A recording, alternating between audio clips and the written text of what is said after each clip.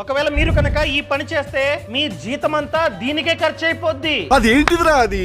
అదేంటంటే మార్చి 20 నుండి traffic fines ని 10 రెట్లు పెంచేశారు. ఇన్ని రోజులు హెల్మెట్ లేకపోయినా, సీట్ బెల్ట్ ని పెట్టుకోకపోయినా, ట్రిపుల్ రైడింగ్ చేసిన 100 రూపాయలు మాత్రమే ఫైన్. కానీ ఇక నుండి 1000 రూపాయలు ఫైన్ అనమాట. అండ్ అదే విధంగా డ్రైవింగ్ చేస్తూ ఫోన్ మాట్లాడినా, సిగ్నల్ జంప్ చేసినా, మన దగ్గర లైసెన్స్ లేకపోయినా ఇన్ని రోజులు ఫైన్ 500. కానీ ఇక నుండి 5000 రూపాయలు ఫైన్.